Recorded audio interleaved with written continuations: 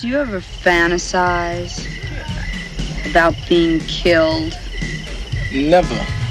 Zombies, ghouls, The Walking Dead. If in the beginning zombies were meant to tap into some creeping existential dread, they've quickly morphed into Reddit pop culture power fantasy. In 2003, there was a popular book on what to do in case of a zombie apocalypse. In 2011, the CDC put out a blog on zombie preparedness. Who hasn't imagined themselves holed up on the top floor of their house with a spear made out of a broom, a butcher's knife, and some duct tape, fending off a mob of the slow, brittle undead?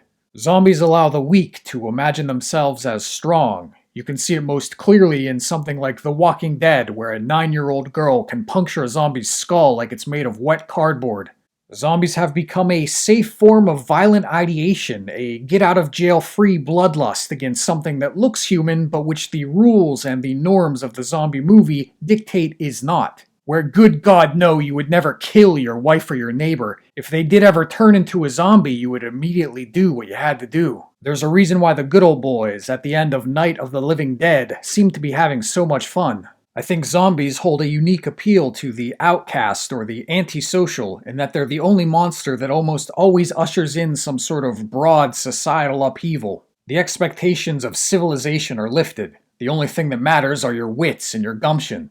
In Dawn of the Dead, for instance, the zombies might be seen as a form of liberation, as amusement park or biblical flood. All you have to worry about then is your fellow man. Perhaps it is we who are the walking dead. Return of the Living Dead, meanwhile, breaks all that by making zombies that not only run, but are by and large indestructible. There's no poking them in the head with a samurai sword and then going about your business. There's no easy, warmed-over hero fantasy about what you would do in such a situation because the choices here are slim and unglamorous. It's either run, hide, or wait around to get nuked. Look at some of our heroes. Trash, Spider, Suicide. One might think this would be the day they'd all been waiting for, that a zombie outbreak would be the perfect playground for a group of disaffected punk rock youth. And yet, at the first sign of trouble, their tough, apathetic facades all quickly fall away. Do you ever wonder about all the different ways of dying? Violently? As a side note, Linnea Quigley is the 100% MVP in a movie that is already chock full of great, memorable performances. There's a scene where the gang is deliberating about partying in the graveyard, to which Trash says, "Oh, let's do that!" And the way that she says the line is so good because it's hard to tell if she's being sarcastic or not, or if she even knows herself. It's the earnestness, but also the underlying insecurity of the punks that makes them all so endearing. What do you think this is all about? You think this is a fucking costume? This is a way of life. Another thing that makes the zombies in Return of the Living Dead so different is that more than fast or indestructible, these zombies are relatively smart. They organize, they formulate plans, they can converse and elicit sympathy. These are the only zombies I know of that actually express their motivations. Why do you eat people? Not people. Brains. Far from being some purely instinctive natural force that functions like a virus or plague, these zombies act with at least some degree of rationality, according to a very specific goal. The zombies here, then, are more like some spontaneous political bloc, with the punks, the ostensible counterculture, ironically among the first casualties in the Dead's revolution against the living. The petty, half-hearted revolutions of a leather jacket and loud music are as nothing against the ravenous pursuit of brains. The idea of these zombies as some sort of unified social reflex is only reinforced when considering their origins. Where in many zombie movies, their origin is left unknown or else hand-waved away as a meteor from outer space, tapping into a fear of the unknown, but mostly just to get the plot moving. Here in Return of the Living Dead, the zombies have a very clear origin in the military-industrial complex. 2,4,5-trioxin, it's called. It was to kind of spray on marijuana or something, and the Darrow Chemical Company was trying to develop it for the Army. 2,4,5-trioxin, created by the Darrow Chemical Company for the U.S. Army, a send-up of 2,4,5-T-dioxin, aka Agent Orange. That this half-fictional chemical was used to spray on marijuana already suggests some sort of clash between hippies and the man, a chemical created to put the squeeze on some potheads whose unfortunate byproduct is untold zombie horror. And dioxins. Where have I heard that word before? More recently, I think.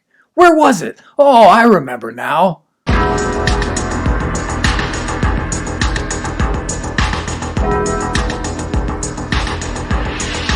It's kind of hard not to draw parallels between the scenes of 2,4,5-trioxin spewing up from the crematorium smokestack, unleashing a torrent of zombifying acid rain, and the black, noxious mushroom cloud over East Palestine, Ohio. It's hard not to draw parallels between the dispassionate army colonel who at the end of the film gives the order to nuke the town, and so doing only makes the problem worse, and the genius decision to detonate a train full of toxic chemicals in small-town Ohio.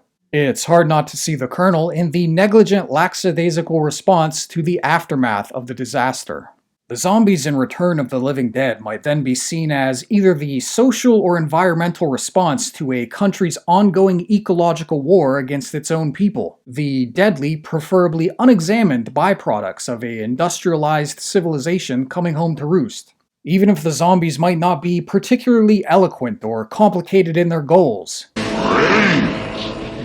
their ambitions still trump the performative nihilism of our punk rock protagonists. Here's that societal upheaval implied in so much zombie media, except no one's living in some all-female oceanside lesbian paradise like on The Walking Dead. Here, change only comes from complete and total conversion into the zombie. The zombies act as a sort of be careful what you wish for to characters who idealize chaos and death. The zombies are a response to an older generation who might assume they've got death, i.e. modernity, all under control in a relentless organization and routine. Now, Freddie, is it great? Here's something you don't see very often. You're a privileged person. These are split dogs. Wow. The dead are mentioned as being used as ballistics dummies for the military. The nuke that wipes out the town explodes on the 4th of July. I think there is enough to suggest the zombies as, if not an intentional, then an incidental sort of opposition to the American status quo. It's a status quo that includes even those more permissible forms of rebellion that the country learns to accommodate because their obvious frivolity and apathy keeps them at arm's length. The punk only thinks he's rebelling because he's taught to interpret rebellion as a mohawk and loud music. Meanwhile, there's nukes on standby, ready to vaporize him out of existence if things get too out of hand. It of course is just the costume, otherwise it wouldn't be tolerated. Meanwhile, Return of the Living Dead is often said to be a nihilistic film. Everybody dies at the end, our heroes seemingly do everything right but then only end up making things worse. The dead can't be stopped, and neither can the US government.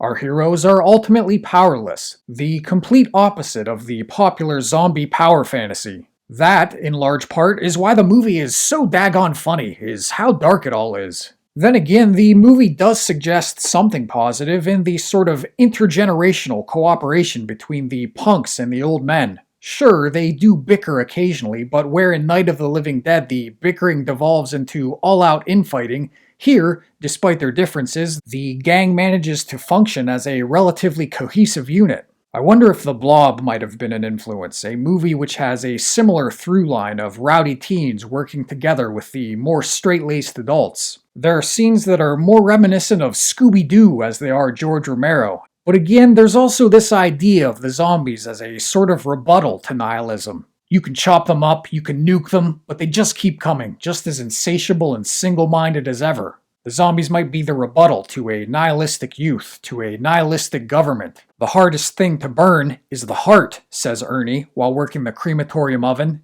In hindsight, it might be construed as an almost romantic sentiment, echoed in the scene where Frank takes off his wedding ring right before burning himself alive in that very same oven. At the very least, the dead are uncomplicated. Brains. It's brains that take the pain away. While the living complicate their wants and their needs in a tortured web of labor, economics, good manners, politics, the zombies travel a single straight line from action to reward.